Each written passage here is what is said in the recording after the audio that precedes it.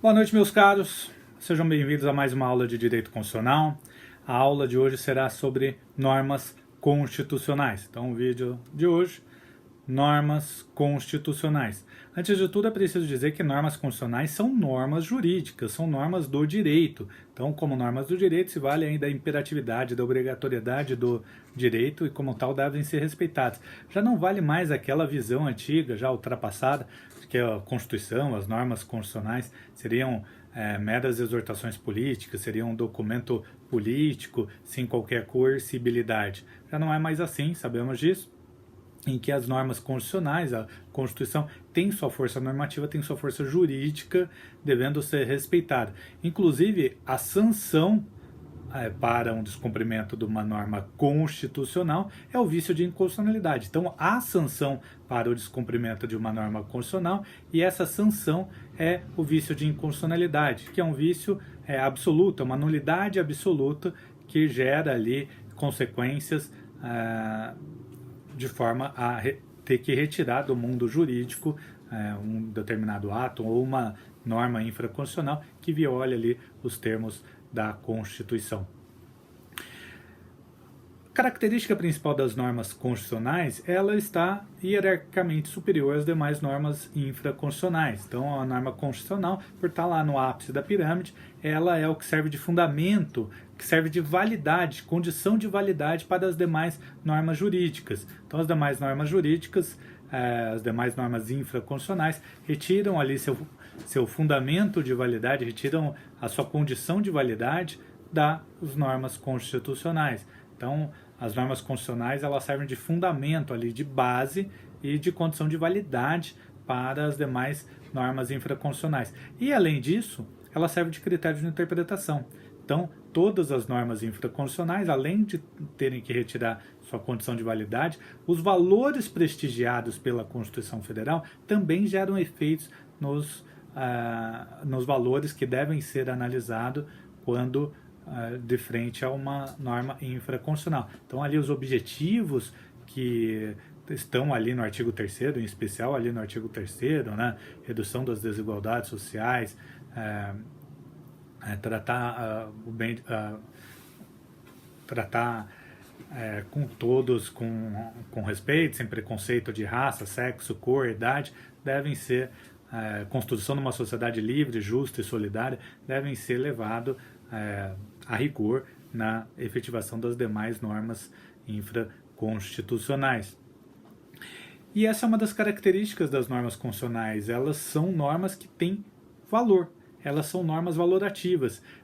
Aquele positivismo do final do século XIX, começo do século XX ali, que apartava o direito da moral, o direito da ética, e mesmo o direito da política, hoje já não vale mais. A Constituição, como um documento que ela se baseia ali numa decisão política, as suas normas, ela tem essa carga valorativa do momento em que ela foi feita. Então, o sentimento político que existia no momento em que a Constituição foi feita é esse sentimento que deve ser levado por todo o texto, que espraia ali os efeitos em todo o texto constitucional, e como tal deve ser analisado na interpretação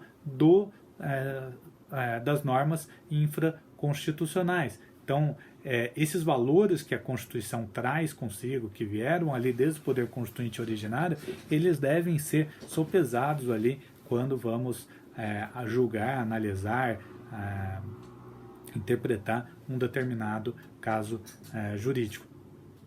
Então, as normas constitucionais, ela tem essas características de não serem despidas de valor, muito pelo contrário, as normas constitucionais, elas são analisadas com sua ética, com sua moral, com seus valores, e esses são impregnados em todo o texto e geram o efeito de disseminar esses valores por todo o sistema jurídico.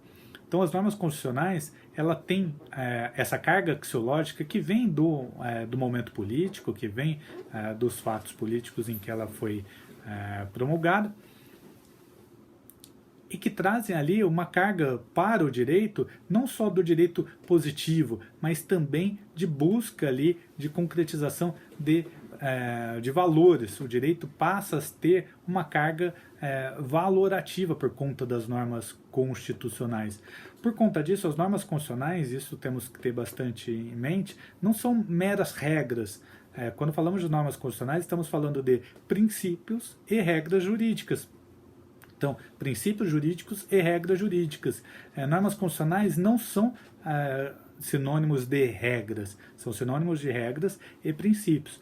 Há uma vasta doutrina que trabalha ali a diferença de normas, de regras e princípios, grandes autores ali se enveredaram no estudo ali para tentar diferenciar regras e princípios.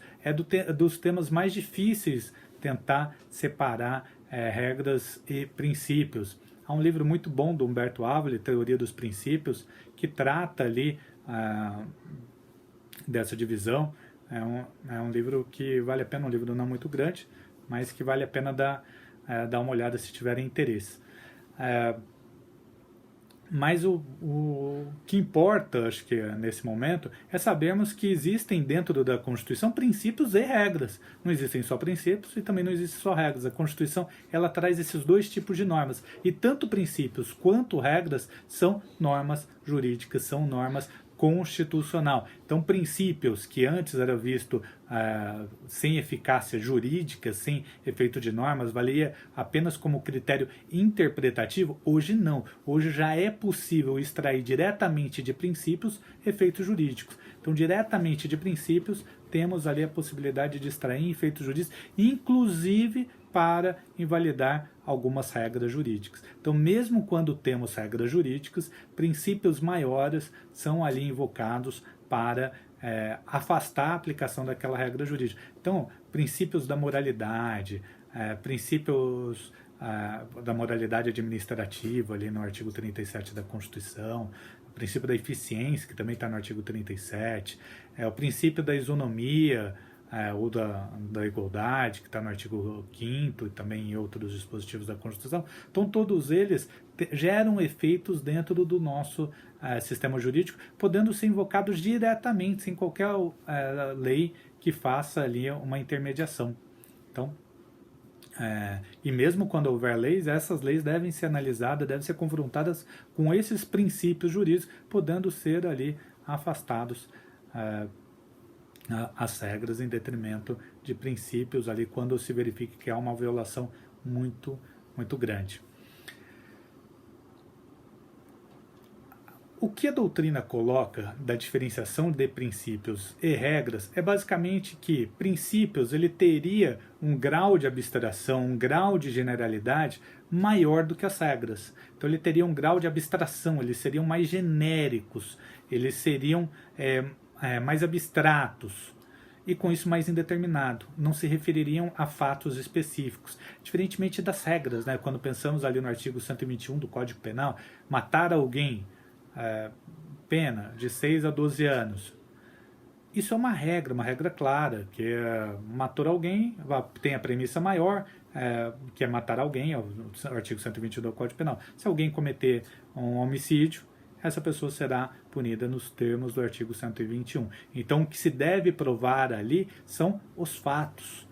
Deve-se provar ali se aquela pessoa cometeu o crime ou não. Provado o crime, a própria lei, a própria regra já prevê a consequência jurídica, se a aplicação da pena ou não. A aplicação da pena se de fato ele cometeu o crime ou se não houver, lógico, nenhuma excludente de antijuridicidade, culpabilidade, mas a regra jurídica é clara. Cometeu o crime, a pessoa deve ser punida, e o que deve se provar ali, o confronto ali é na base dos fatos. Já em relação aos princípios, não é bem assim. Os princípios ele também tem uma questão de referibilidade em relação a vários fatos. Os princípios eles não ficam exclusivamente relacionados a um único fato. Eles se referem a vários fatos, eles têm aplicação a vários fatos. Em relação ao princípio da isonomia, podemos pensar em vários dispositivos, aí, em várias leis, desde as leis de cotas para universidades públicas, agora cotas para ingressar no serviço público, quando a administração pública ela prevê uma categoria para uma categoria diferenciada, visando privilegiar empresas nacionais para determinadas contratações. Quando vimos lá a possibilidade de previsão de cotas para deficientes públicos, para deficientes físicos, né? Então, todas essas medidas de diferenciação elas são analisadas dentro do princípio da igualdade, dentro do princípio da isonomia. E por conta disso é que os princípios eles dão o fundamento e deles há um conflito de normas, Então, aquela norma de que todos são iguais perante a lei, todos são iguais perante a lei, mas a lei mesmo, outras leis excepcionam o determinado caso. Por exemplo, questão de custas judiciais. Todo mundo tem que pagar custas judiciais para entrar com processo judicial, mas há uma lei prevendo a isenção de custas para quem é hipossuficiente economicamente. Então há um conflito entre, às vezes, regras. E quem vai fazer essa análise de qual regra deve ser aplicada no caso concreto é o princípio. Então, o princípio ele faz essa intermediação de qual regra deve ser aplicada, ele serve de fundamento, serve de critério de interpretação. Então, princípios são normas ali mestras. Como diria o professor Celso Antônio Bandeira de Mello, os princípios são os pilares que sustentam o edifício jurídico. Então, os princípios expressam ali esses valores básicos da sociedade e, no caso da Constituição, os valores básicos do nosso Estado, da nossa sociedade que devem ser respeitados. Então, valores como o princípio da dignidade da pessoa humana, que hoje é uma análise que deve ser feita em todo o sistema jurídico, em todas as áreas, devemos analisar ali em conformidade com o princípio da dignidade da pessoa humana. Então, são valores que, a depender da interpretação, pode-se dar uma solução num caso e que não será o mesmo no outro caso, com alguma diferença em relação aos fatos. Então, as regras, uma das diferenças aí é que a regra ela vai definir exatamente quais são os fatos, qual é a situação hipotética em que ela vai ser aplicada. Já os princípios não, os princípios eles vão possibilitar uma grande gama de fatos a serem aplicados, fatos às vezes contraditórios, e ali a análise vai ser no caso concreto, com os elementos dos fatos que devem ser analisados. As regras ali são taxativas. Aposentadoria aos 75 anos. No dia que a pessoa fizer, no dia que o servidor público fizer 75 anos, no dia do aniversário, ele já é aposentado compulsoriamente, obrigatoriamente, né? Então não há muitas questões. A questão é analisar se ele fez 75 anos, é analisar o RG dele. Feita essa análise, ele é aposentado. Idade mínima para concorrer a cargos públicos, não há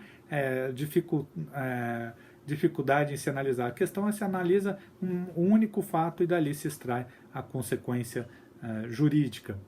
Então, regras, ela já tem uma definição dos fatos muito específica, diferentemente dos princípios, que não definem os fatos. Ele define valores que devem ser aplicados, por vezes diretamente, e por outras no conflito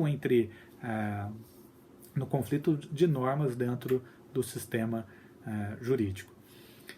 A ideia dessa força normativa dos princípios, friso, não era assim. Hoje os princípios eles começam a ganhar muita força. Isso se dá principalmente depois da Segunda Guerra Mundial, com os valores que se verificaram ali, ou a falta de valores, né, das regras jurídicas que se tinha na época. O que se entendeu é que o sistema ele não poderia ser um sistema positivo, um sistema sem moral, um sistema sem valores. O sistema precisava ter valores. E por conta disso foi estabelecido ali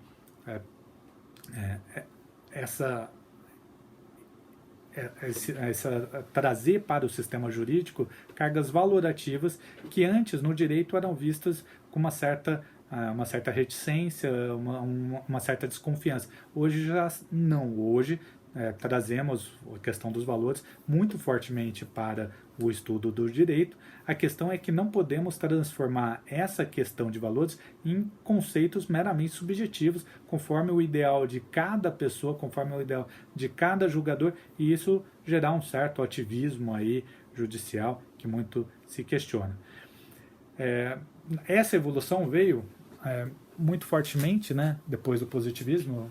Eu sempre gosto de lembrar. Então, o positivismo, que os grandes autores, né, desses modelos jurídicos, é no positivismo que cria essa ideia mais de direito sem apartado da moral, apartado da política, é o nosso grande amigo Hans Kelsen, Teoria Pura do Direito.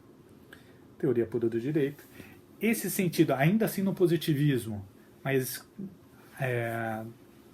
ainda assim no positivismo, mas já pensando numa aproximação com a moral, temos ali um grande autor, o Herbert Hart, que tem esse grande livro, O Conceito do Direito.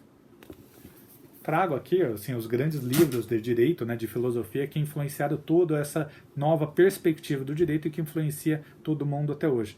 E, mais modernamente, que trata ali desse novo direito, dessa nova perspectiva do direito